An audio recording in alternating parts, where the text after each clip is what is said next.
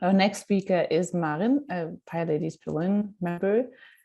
She's a self-taught Pythonista. She's also learning R and programming it.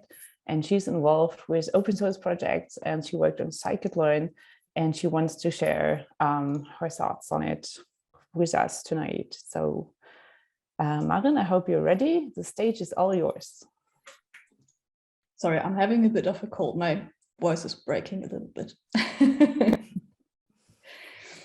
You have all time. You can go slow. Okay, good. I think it's fine now. So welcome everyone to my talk. Oh dear. Where I'll talk about contributing to open source projects.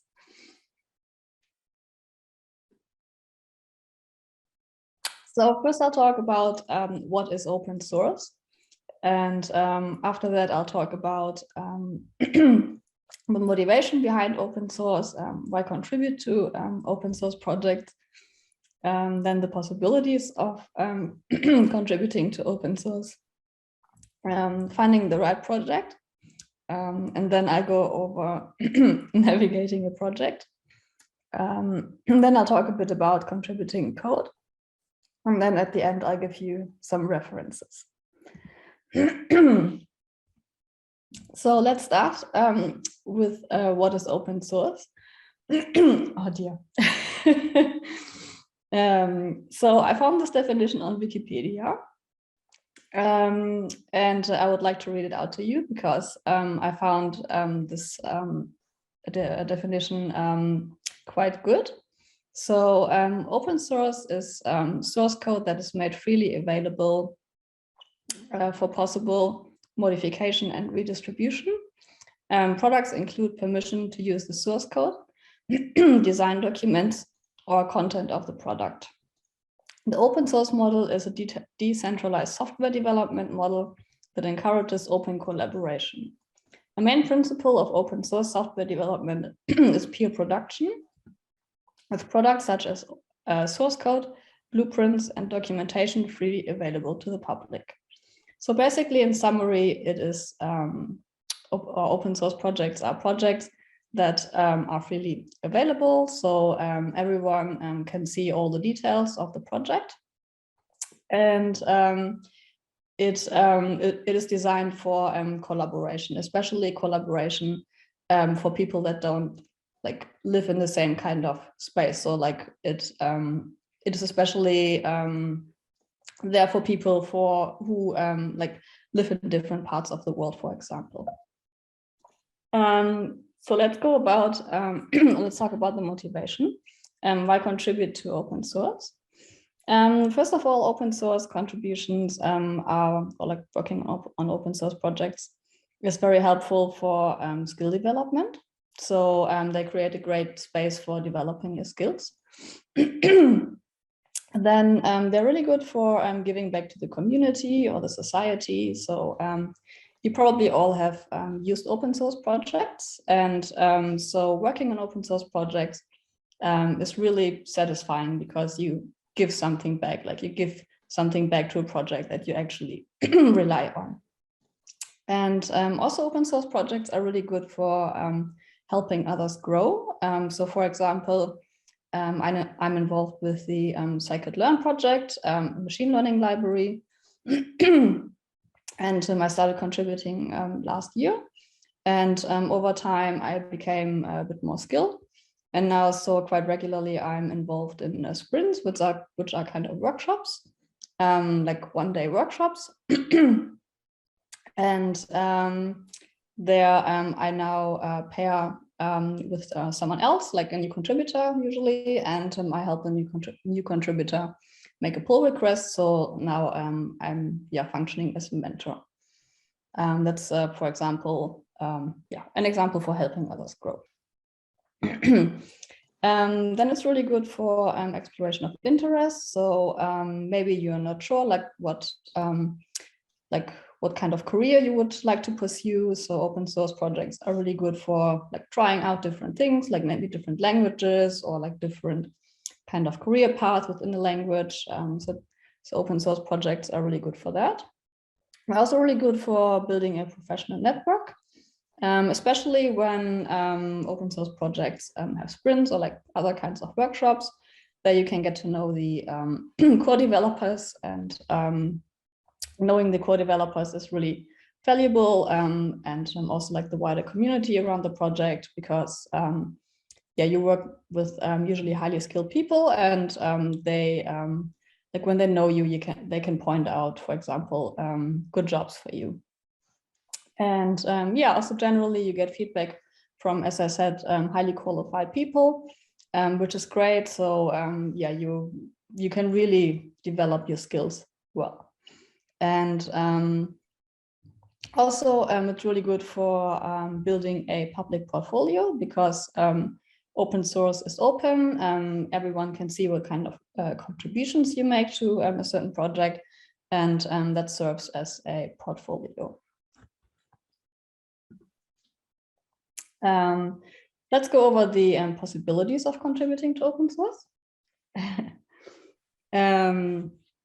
So many people think that contributing code is the only way of contributing to open source projects, but there are actually many other different ways. For example, organizing events. So if you're into event organization, you can organize workshops and meetups, or like sprints, conferences. That is usually greatly appreciated. You can also do designing. Many open source projects don't have a good UX or UI design, so you can really improve not just like the design, but also the accessibility of open source projects with that. And you can also do like branding or merchandising, like designing swag. Newsletter writing is also really helpful, because so not everyone is on top of what's going on in a certain project at a given time. So like writing summaries is really nice as newsletters. And also you can contribute documentation. I've done quite a bit of documentation for the scikit-learn library, and it's a really good way to get started, because it's like a low entry barrier, and you can then familiarize yourself with the repo and learn to navigate the repo and find yourself around. Then doing maintenance work is also really important, like labeling issues, like for example, as easy or like advanced or hard, or like closing issues that are not relevant anymore, or like labeling duplicate issues. That's also really important and usually greatly appreciated.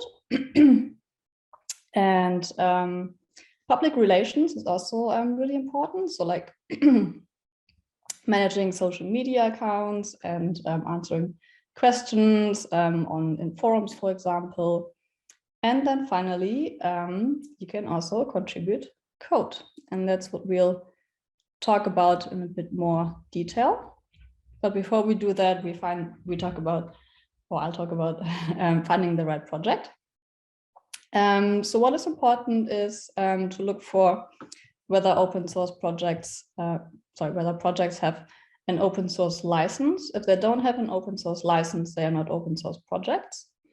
So when you think about what project might be a good fit for you, a good question to ask is always, which projects do you use, like professionally or in your private life?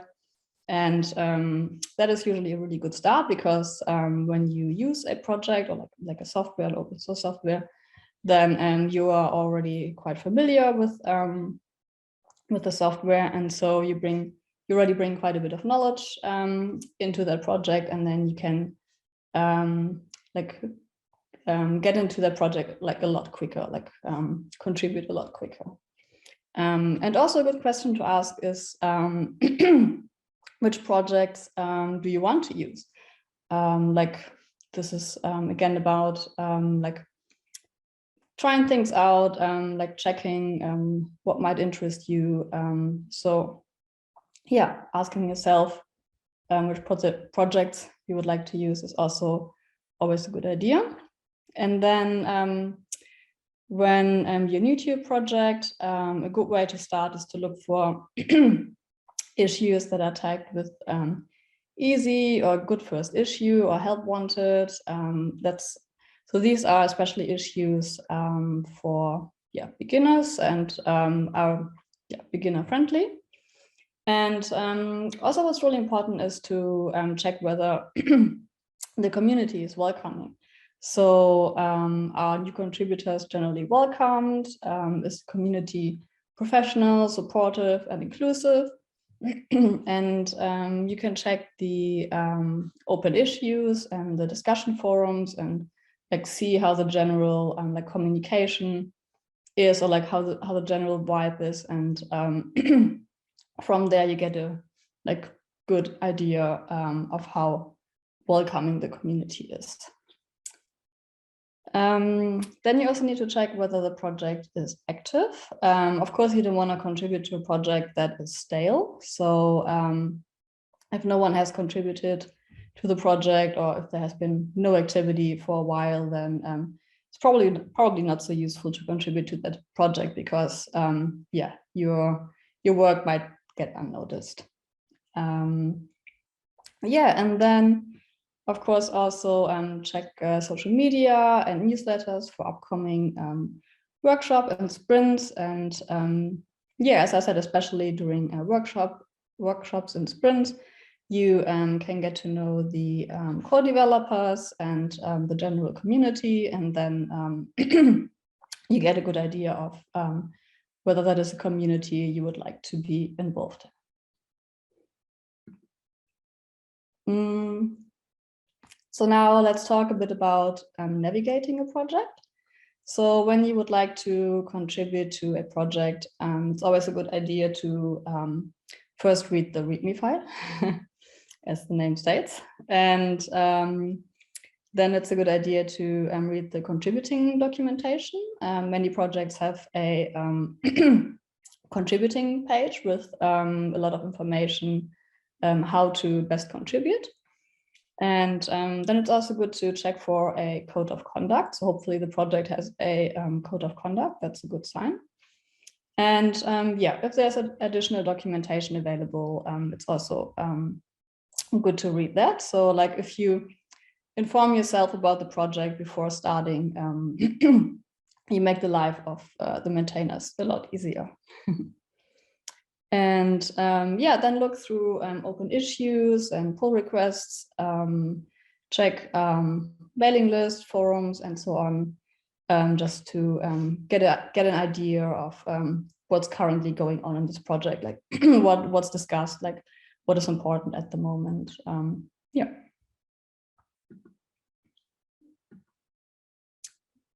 So now, finally, we come to contributing code.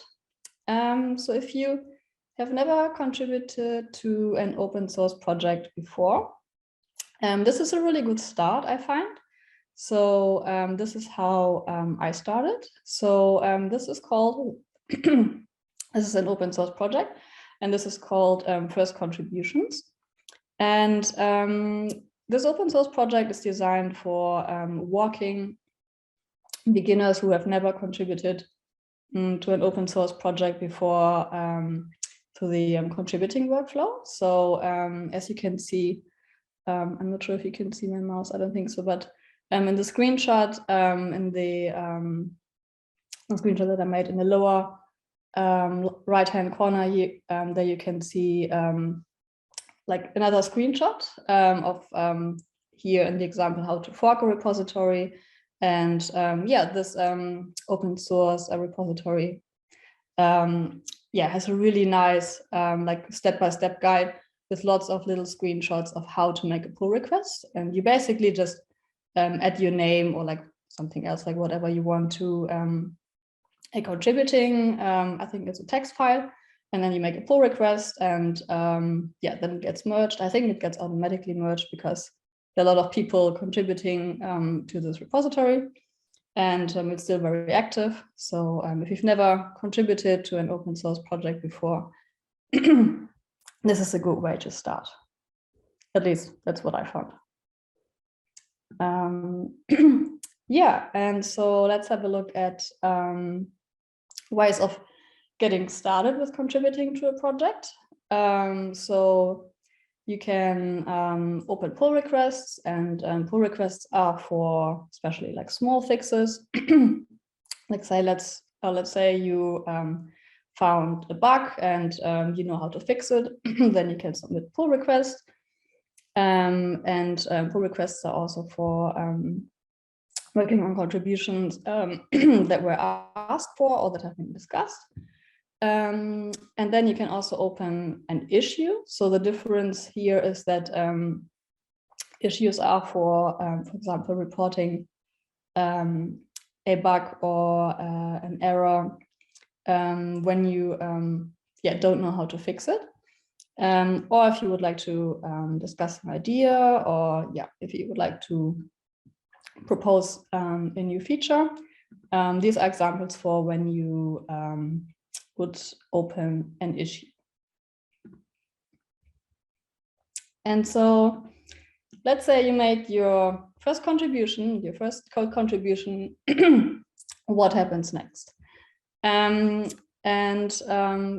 To me, that wasn't obvious. So when I made my first contribution to an open source project, apart from the first contributions project, my first contribution to a real open source project was scikit-learn. And so I made a pull request, and then I thought okay, what happens? And so if you don't know, I'll give you an overview. So maybe you don't get a response, and this is fairly common that you don't get a response straight away, because many maintainers of open source projects they do this in their free time, so they might just not have the time currently, and after a week or two you can ask for a reviewer. And if you don't get a response, that's okay. Sometimes it takes quite a while. Like, for example, I submitted a pull request to scikit-learn last year in July, and in April this year it finally got reviewed.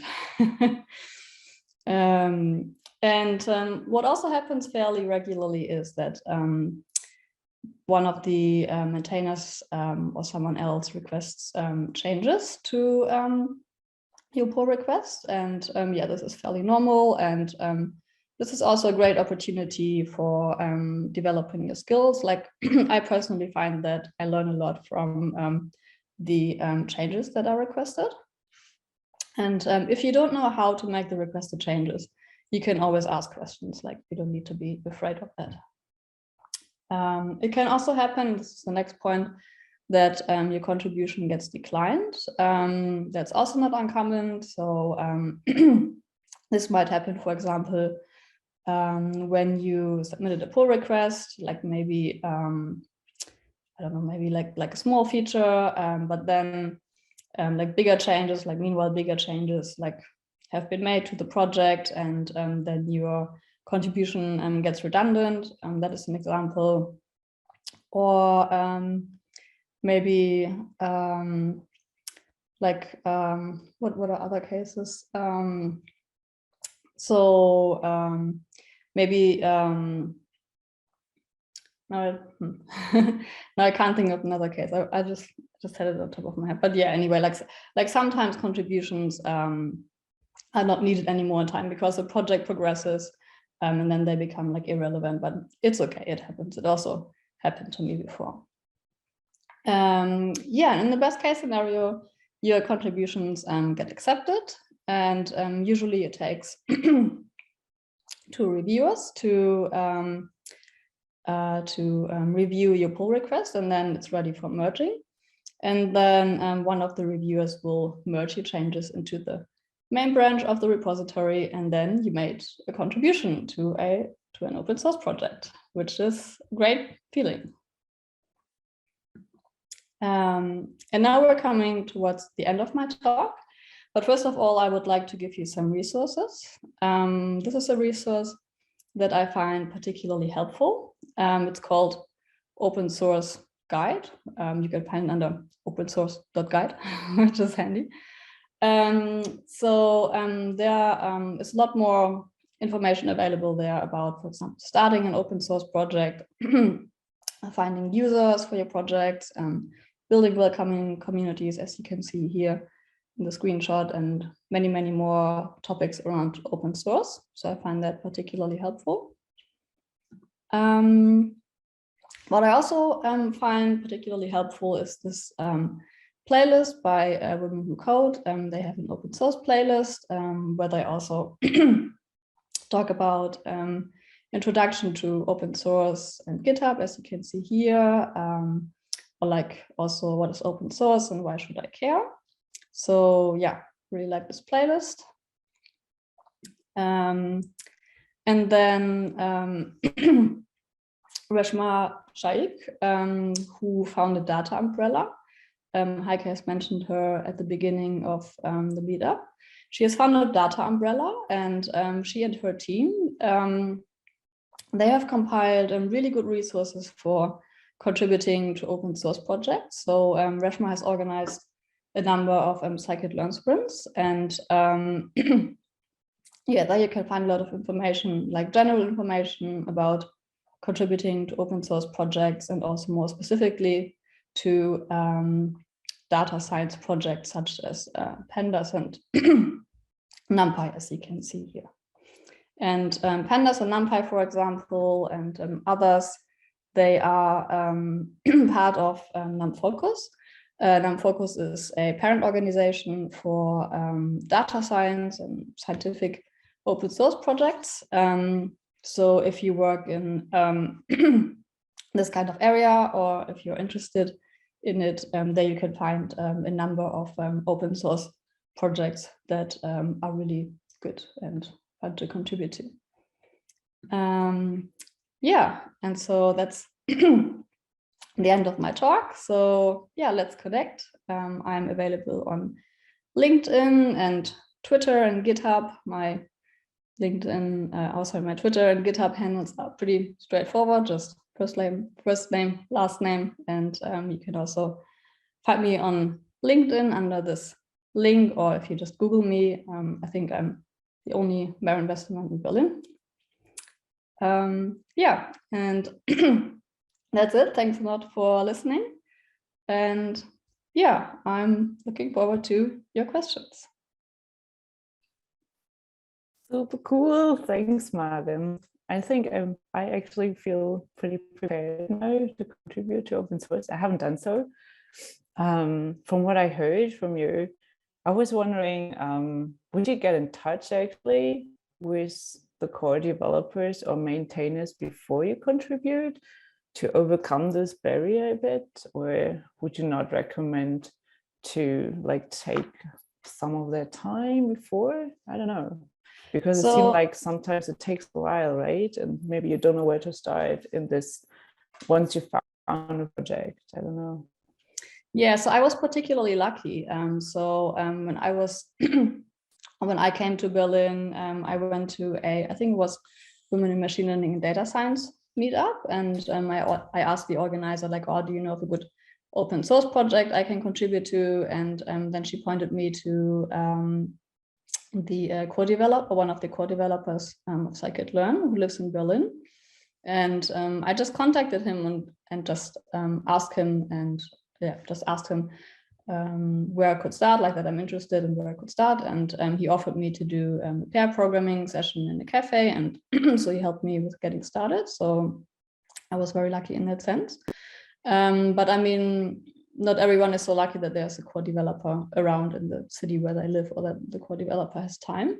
So what's really helpful is my experience being part of workshops and sprints. Like, for example, I think it was Women in Machine Learning and Data Science who has organized a contributing to NumPy workshop earlier this year. And like several open source projects, they have workshops sort of regularly where you can contribute like in a workshop setting, and then the core developers are around. And I find that, well, my personal experience, that has been particularly helpful.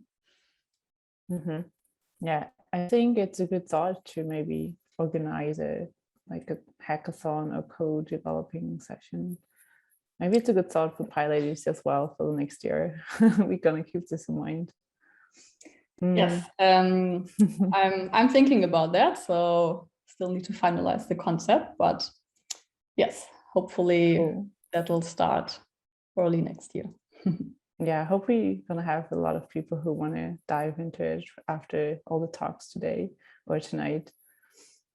And as always, feel free to drop another question if you have one, or let it sink in and think about a question you maybe want to ask Maren after the talks we have now.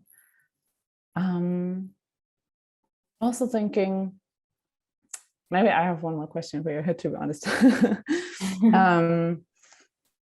So I think if I would start contributing, I would face some challenges because I always get stuck in projects, right? And then I can ask a colleague maybe to help out, or if they know something. But in a project like this, I wouldn't have someone at hand if they're working on this at their free time. What challenges did you face, or how would you deal with it? Yeah, I mean, so I came to Berlin in February 2020, and I hadn't contributed to open source projects before. And yeah, as I said, I was very lucky that the co-developer of scikit-learn did a pair programming session with me. But then, so we met just before the lockdown started, which was very lucky. And then we didn't see each other anymore for a couple of months because of the lockdown. And so I was by myself again, and I had no community, and that was challenging. So I tried to keep going by myself, but it was challenging.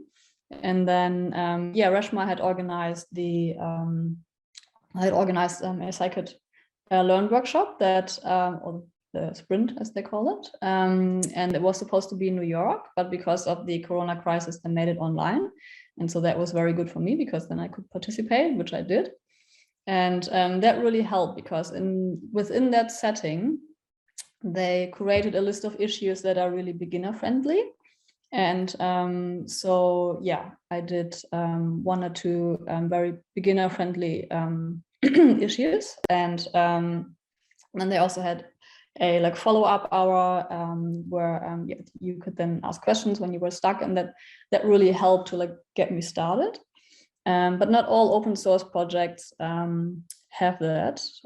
So yeah, having a community is really important. And this is also why I came up with the idea to hopefully host regular open source nights where people can come together, or PyLadies can come together to contribute to open source projects, because I found that the isolation is a big barrier. Yeah. Mm-hmm. Yeah. You're more than welcome as a member of PyLadies to have regular coding sessions for open source. That's a pretty cool idea. I do see another question in the chat though, from Svenja. I'm just gonna read it out. Is there a minimum level of coding skills you should fulfill to start on an open source project? I guess that really depends what kind of project it is. For example, I'm part of organizing Python Pizza Hamburg, and so the website is organized through an open source project, so you can check it out on GitHub.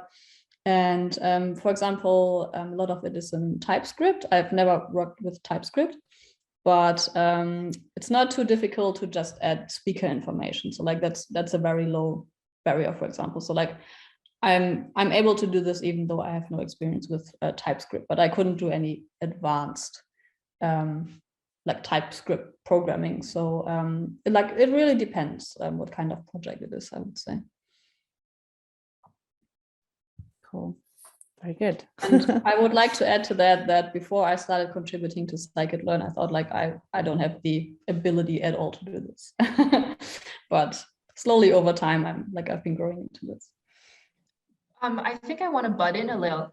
I guess I'm not in industry yet, or I haven't really contributed to any open source projects, but sometimes it's also the willingness to learn a lot.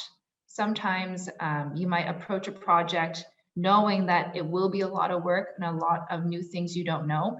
And it depends what how your approach is. If you're willing to learn a lot, yeah, go for it. But sometimes if you want to start on an easy route, you can just look at the project and see, oh, okay, I know most of this, and I think this is a good starting point for me. So I guess it just depends how much you're willing to learn on the spot.